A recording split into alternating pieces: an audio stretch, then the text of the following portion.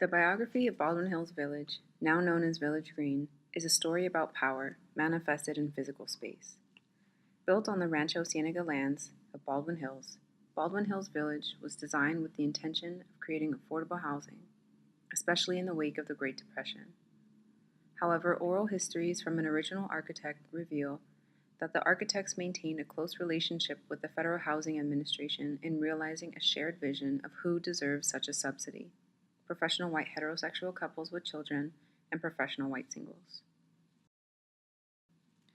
Around the time of World War I, racially restrictive covenants were implemented as common practice for potential homeowners in Los Angeles. With these covenants in practice and a shared vision of an exclusive village green, the community developed homogeneously after its opening in 1942. In fact, LA historian Josh Sides says that there is no more effective tool in 20th century America as racially restrictive covenants in terms of keeping neighborhoods white. In 1940, Baldwin Hills Village was 99.5% white. Between 1942 and 1949, Baldwin Hills Village maintained its Garden City ideal. Families recreated at the on-site clubhouse. They enjoyed the open green spaces, the playground, and the many recreational game areas. Housing was affordable, and the neighborhood was bolstered by its own security guards and regular groundskeepers who kept the landscaping pristine. However, in 1949, the Baldwin Hills Village was purchased by a developer who swiftly made changes to the community.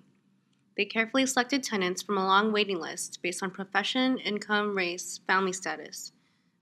They removed all recreational features and children's play areas, and they were quick to evict tenants in violation of their no pet, no children policies.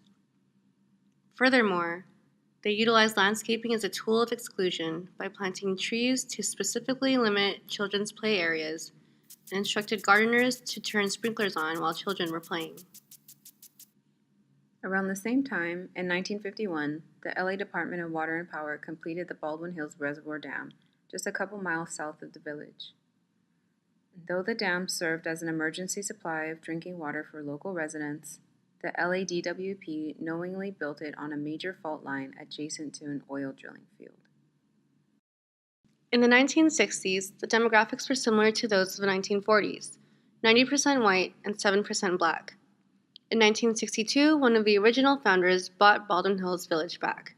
In 1963, the reservoir dam collapsed, sending 200 million gallons of water north down Cloverdale Avenue, destroying 65 homes, including 2 buildings in Baldwin Hills Village, damaging hundreds others and killing 5 individuals.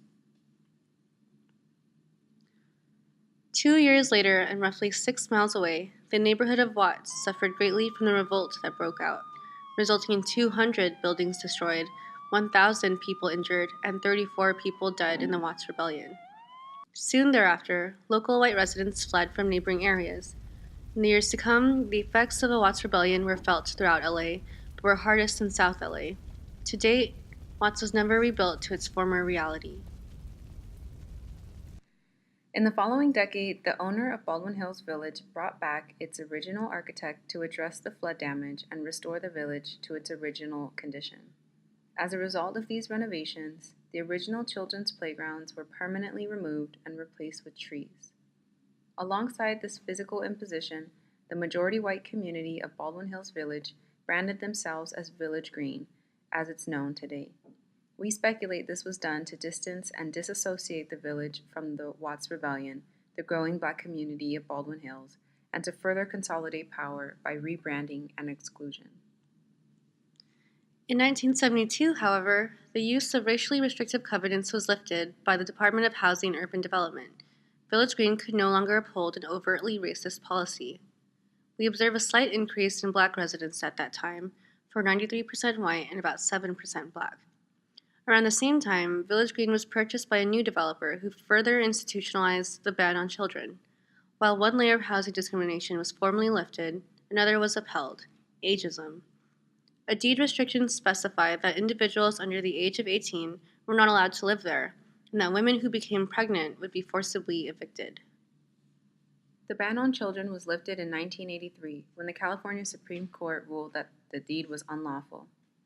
It was during the 1980s that Village Green saw a significant demographic shift and became more diverse than ever, with 31% of residents of African American descent, 5% of residents of Asian descent, and 59% of residents white.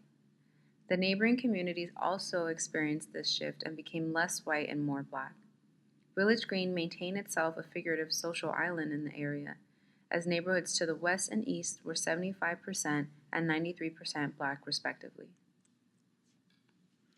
Finally, in the 1990s, Village Green joined its surrounding communities as it became a black majority community, reflecting 68% black residents, 20% white, and 8.5% Asian.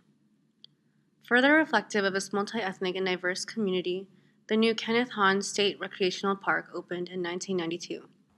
An expansive green walking trail loop sits at the site of the old Baldwin Hills Reservoir Dam as a physical reclaiming of the event that devastated the community decades earlier. This walking path still remains adjacent to acres of oil fields. In the 2000s, Village Green grew to become 15.5% white, 71% black, and 6.5% Asian. The following year, in 2001, the Village Green was designated as a National Historic Landmark, and thus ensued a series of stringent preservation strategies and tenant penalties that sought to enforce a narrative of safety and community in the village, including a precise landscape plan reminiscent of its earlier exclusive years. This exclusivity has taken shape in more modern means, as the Homeowners Association has adapted with a web page, a private Facebook group, and a private social network page. Their monthly newsletter display public security records of specific crime and complaints within the community. Observable today, the social makeup of Village Green has remained largely unchanged. However, there are signs of future social demographic shifts. A nearby resident recalls this parallel with the following. I've seen the birth of the Crips and the Bloods. I've seen gentrification of neighborhoods. I moved to Inglewood in 1971, and I seen what they had turned white flight. You guys ever heard of that? Yeah, so they all seem like they moved overnight to the South Bay. But now, in 2017, they're all coming back. So. A local since childhood and now a homeowner in Inglewood, William draws a parallel between how quickly white residents then and now are able to move in and out and back in to neighborhoods as they so desire, while people of color, alternatively, have been systemically excluded and routinely displaced. This story at Village Green is one small part of a broader narrative of powerscapes in which landscapes and physical spaces materialize and change according to restrictive policies, sociocultural attitudes of exclusion, and power.